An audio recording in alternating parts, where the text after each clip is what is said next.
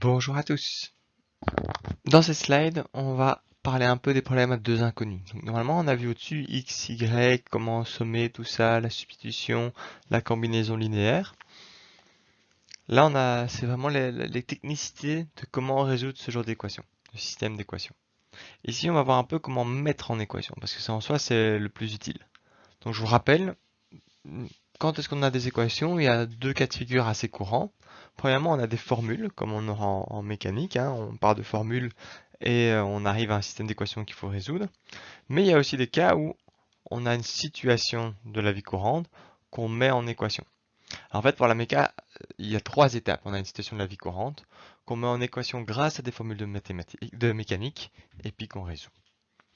Ici, on va passer par deux petits problèmes pour vous aider, pour vous donner un peu l'idée de comment ça marche, pour quand vous arriverez dans les problèmes sur Moodle. Alors évidemment, pour que ce soit pas trop facile, les problèmes présentés ici sont différents de ceux qui sont dans Moodle.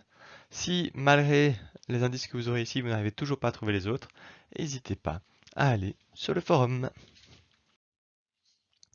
Donc le premier problème concerne un bar.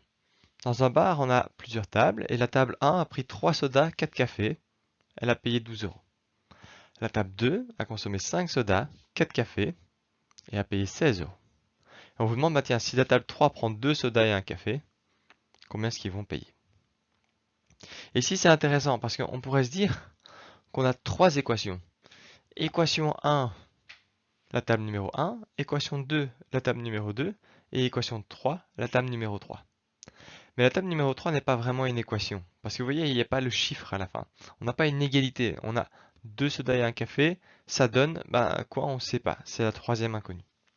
Donc il y a deux manières de voir ce problème. Soit vous vous dites qu'il y a trois inconnus. Le prix d'un soda, le prix d'un café, le prix de la table 3. Et alors j'ai trois équations, l'équation 1, l'équation 2, l'équation 3. Soit vous vous dites qu'il y a deux inconnus, le prix d'un soda, le prix d'un café, et pour ça il y a les deux équations, la table numéro 1, la table numéro 2. Et que la question à la fin, c'est pas vraiment une équation, c'est pas vraiment des inconnus, c'est juste, bah tiens, on vous demande, avec les deux inconnus trouvés, de calculer quelque chose. Deux manières de voir les choses. C'est parti pour résoudre cet exercice. Donc on va commencer par écrire ce qu'on sait. Et donc je vais dire que je vais appeler S le prix d'un soda et C le prix d'un café. Alors j'aurais pu appeler ça X et Y. J'aime juste pas appeler ça X et Y parce que après je vais me rappeler que X c'était soda, S c'est soda, C c'est café. Ça semble logique, non? Et donc première contrainte, si je paye 3 fois un soda et que je paye encore 4 cafés, j'arrive à 12 euros. Ça, c'était l'équation pour ma table 1. Je vais appeler ça d'ailleurs l'équation 1. Je sais aussi pour ma table numéro 2 que si je paye 5 sodas et que je prends 4 cafés, alors je paye 16 euros. Équation 2. Et puis il y a la question qui est, si je prends 2 sodas et un café, alors c'est quoi mon prix? Et donc là je disais, soit on a deux équations des inconnus, S et C, soit on a trois inconnus, mes trois équations, S, C, et mes trois points d'interrogation ici. Je vais résoudre ça comme si c'était deux équations à deux inconnus et me poser cette question-là à la fin. Ben, ça revient au même. Alors ici, deux solutions. Substitution, j'isole S par exemple dans l'équation 1 en faisant passer le 4C là puis en divisant tout par 3. Et puis j'injecte ici.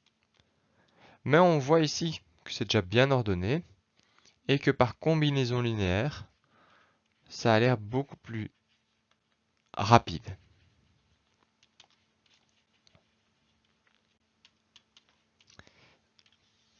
Et donc par combinaison linéaire, je vois que si je prends la... J'aime bien avoir des chiffres positifs. Donc je vois qu'ici j'ai 5S et la 3S. Donc je vais faire la deuxième équation moins la première équation. J'aurais pu faire la première moins la deuxième. Ça ferait 3 moins 5, ça ferait moins 2. 4 moins 4, 0. 12 moins 6, ça ferait moins 4. Mais plutôt que d'avoir des moins 2 et des moins 4, si je la fais dans l'autre sens, 5 moins 3, ça fait 2. Donc je vais avoir 2S ici. 4 plus moins 4, ça fait 0. Et 16 moins 12, ça fait 4. Vous voyez que ici, ce qui m'intéressait, c'était vraiment de faire effacer ceci. Donc peu importe que ce soit 2 moins 1 ou 1 moins 2, j'aurais eu la même chose à un signe près. Et je trouve donc qu'un soda, c'est 4 divisé par 2, donc c'est 2 euros. Maintenant que j'ai le prix d'un soda, je peux trouver le prix d'un café. On va injecter ce qu'on connaît dans l'équation 1. Ou l'équation 2, c'est pareil. Et donc j'ai 3 fois le prix d'un soda, c'est-à-dire 2 euros. Hein. Donc le 2 ici, c'est le soda. Hein. Le soda qui vaut 2 euros.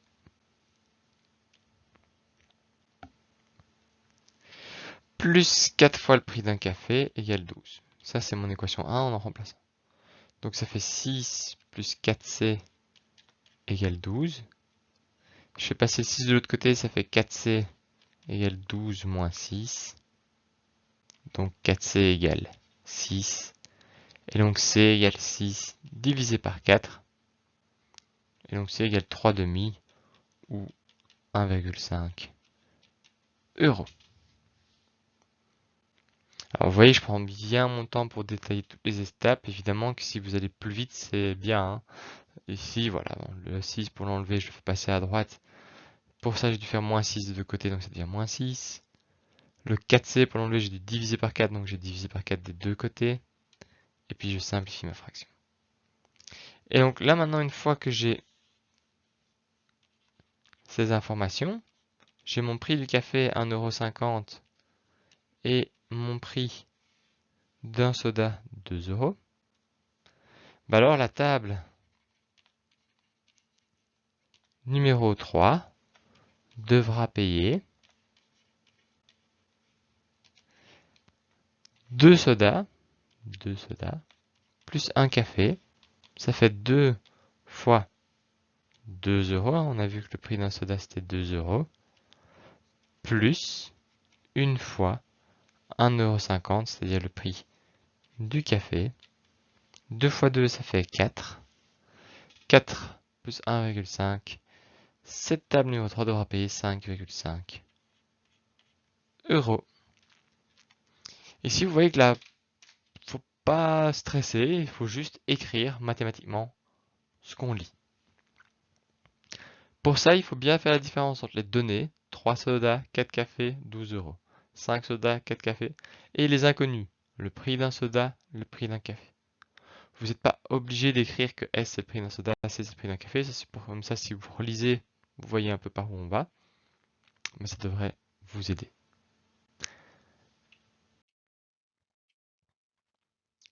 Passons sur un autre exercice dans le même style. Cette fois-ci, on va être dans la fabrication avec du bois. On a une entreprise qui fabrique deux types d'objets en bois. Un objet A, un objet B. Alors ça, déjà, on vous mâche un peu la taille. Ça pourrait être des chaises et des tables. Et donc moi, j'aurais appelé ça CT, par exemple. Et ici, A et B, donc voilà, ce sera déjà très pratique comme notation. L'objet A, il faut 3 kg de bois pour le construire. L'objet B, il faut 5 kg de bois. Donc, je vous dis, en une journée, l'entreprise a employé 163 kg de bois pour faire 43 objets. Déterminer le nombre d'objets réalisés pour chaque type.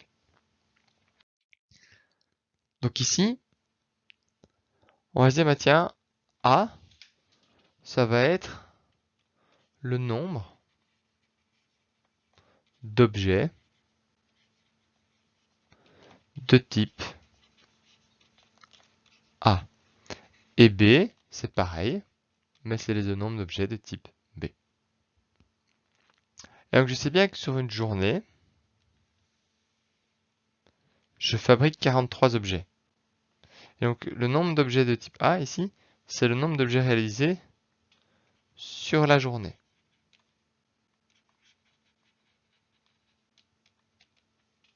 Et donc sur une journée, mon nombre d'objets A plus mon nombre d'objets B, c'est 43. Mais je sais aussi que quand je construis un objet A, ça me demande 3 kg de bois. Donc si je fais 10 objets A, ça me fera 30 kg de bois. Si je fais 15 objets de bois, ça fera 45 kg de bois. Un objet, 3 kg. Donc j'écris 3 fois. Ensuite, j'ai B. B, lui, par contre, c'est 5 kg de bois. Et ça, c'est égal à quoi? Rappelez-vous, pour réussir à trouver A et B, il me faut des contraintes. La première contrainte, c'est que le nombre d'objets A plus le nombre d'objets B, c'est 43 objets sur ma journée. Et par contre, si mon nombre d'objets A m'a aussi demandé 3 kg de bois, et mon nombre d'objets de B m'a demandé 5 kg de bois, alors au total, j'aurai employé 163 kg de bois. Et là, j'ai mon équation.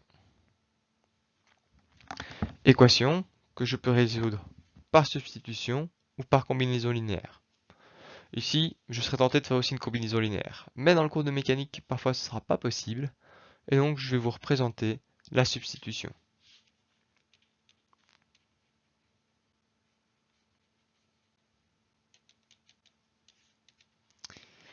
Du coup, pour la substitution, je vais noter mes deux équations. Je vais isoler, par exemple dans l'équation 1, A. Donc j'avais A plus B égale 43. Je vais isoler A en faisant passer B de l'autre côté. Pour l'enlever à gauche, je fais moins B, donc c'était à moins B. Et maintenant, j'injecte dans l'équation 2. Ça donne quoi? Ça donne 3A plus 5B égale 163. Et donc ça donne 3 fois 43 moins B. Hein. Ça c'est mon A qui vient de là. Plus 5B égale 163. Je veux mettre tous les B d'un côté, donc pour ça il va d'abord falloir que je libère mes B des parenthèses. Donc ça fait 3 fois 43 moins 3B plus 5B égale 163. Je vais garder les B d'un côté, donc moins 3B plus 5B ça fait 2B. Et je vais faire passer les chiffres de l'autre côté, 163 et 3 fois 43, donc moins 3 fois 43. Ce 3 fois 43 il m'ennuie un peu, je vais le calculer. 3 fois 40 ça fait 120, 3 fois 3 ça fait 9, ça fait donc 129. 163 moins 129, soit vous le tapez à la calculette, soit vous pouvez vous rendre compte que 163 moins 130, ça fait 33, mais c'est moins 129, donc ça fait 34. Donc 2B égale 34. Vous pouvez toujours vérifier si vous n'êtes pas trompé. Hein. 129 plus 34, ça fait 129 plus 30, 159 plus 4, 163. Et donc B, si je divise par 2 des deux côtés, ça me fait 17. Donc j'ai construit 17 objets B en une journée. Du coup, si je reprends mon équation A égale 43 moins B, cette équation-ci, eh bien, je peux trouver tout de suite que A est égal à 43 moins 17. C'est-à-dire que A, ici on peut faire la même chose, hein, 43 moins 20 ça fait 23, mais j'ai enlevé 3 de trop, donc ça fait 26. Et j'ai ma réponse. 26 objets de type A et 17 objets de type B. Si je vérifie, est-ce que 26 plus 17 ça fait bien 43? Oui. Et est-ce que 3 fois 26 plus 5 fois 17 ça fait bien 163? Il faut calculer, mais oui. Ça c'est vraiment la mise en équation. Alors il y a toujours moyen de s'en sortir autrement. Et en fait, les gens qui ont des méthodes de raisonnement en mode ah mais je me suis rendu compte que là on calculait un peu plus, ça donnait ça, sans s'en rendre compte, ils font des combinaisons linéaires. L'avantage de faire des combinaisons linéaires, l'avantage de le quantifier avec des maths d'écrire des équations, c'est que si à un moment vous n'avez pas le feeling ou que l'exercice devient trop compliqué, ça marche quand même. Un dernier petit problème pour la route. Tant qu'à faire, comme vous l'avez eu dans votre test de niveau, et que c'est souvent un problème qui pose pas mal de soucis, on va repasser sur l'avant-spectacle. Donc si vous vous souvenez, c'était un problème dans lequel on doit préparer une salle de spectacle avec un certain nombre de chaises. Quelque chose qui n'était pas très bien dit dans l'énoncé, c'est, on pouvait le deviner, avec le nombre de personnes est fixe. On attend par exemple 153 personnes. fixe, pas une de plus, pas une de moins. Et aussi que pour des raisons de longueur, le nombre de rangées est fixe. Par contre, le nombre de chaises par rangée peut changer. Ici, c'est un problème de deux équations, deux inconnues. Parce qu'on ne sait pas deux choses. On ne sait pas le nombre de personnes présentes et le nombre de rangées. C'est souvent ce qui vous bloque un peu en mode ah, mais si j'avais le nombre de rangées, j'y arriverais, mais là, je ne l'ai pas. Ah oui, mais si j'avais le nombre de personnes. Ici, on a deux inconnues. Mais heureusement, vous voyez qu'il y a vraiment deux phrases. Si on a 5 chaises par rangée, 3 personnes qui ne pourront pas s'asseoir. 6 chaises par rangée, 27 personnes, 27 places libres. Et donc, on a deux contraintes, on pourra faire deux équations. C'est ce qu'on va faire juste maintenant. Quelles sont donc mes deux équations? Je vais me baser, dans ce cas-ci, on me demande le nombre de personnes qui sont attendues. Ok. Je vais appeler NB, mon nombre de personnes. Et là, je vais essayer d'imaginer ma salle. Ma salle, je vais avoir des chaises. 1, 2, 3, 4, 5, puisque j'ai 5 chaises par rangée. Et puis, ça va se répéter comme ceci, un certain nombre de fois. Et donc, si ma salle est pleine, si elle est remplie, j'ai combien de personnes dans ce cas-ci? J'ai 15 personnes, plus 3 qui sont restés debout sur le côté. Le 15, il vient d'où? C'est parce que j'ai 5 chaises fois le nombre de rangées. Parce que peut-être que j'ai 4 rangées, alors ce serait 20 plus 3. Peut-être que j'ai 10 rangées, alors ce serait 50 plus 3. Et donc mon nombre de personnes, c'est mes 5 chaises fois le nombre de rangées, plus 3. On voit bien mes deux inconnus. Je ne connais pas le nombre de personnes, je ne connais pas le nombre de rangées. Là, on a écrit cette première contrainte. Par contre, si jamais j'ajoute une chaise à chaque fois, hop, hop, hop, alors le nombre de personnes dans ma salle, si je regarde toutes les chaises, c'est mon nombre de chaises, mais cette fois-ci, au lieu d'avoir 3 personnes debout, j'ai des chaises vides. 1, 2, 3. Et donc, à mon nombre total de chaises, si je veux connaître le nombre de personnes, il n'y a pas 6 fois le nombre de rangées de personnes assises, il y a 6 fois le nombre de rangées de personnes assises, moins 27 places libres. J'ai donc un système de deux équations, le nombre de personnes que j'ai appelé NB et le rangé. Et les rangées. Le nombre de rangées, pardon. Et là, c'est classique. Soit vous résolvez ça par substitution, on peut le faire.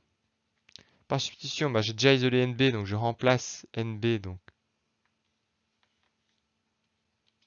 comme ceci. Ça va me faire 5R plus 3 égale 6R moins 27. Là, j'ai fait une substitution, j'ai remplacé le NB dans l'équation 2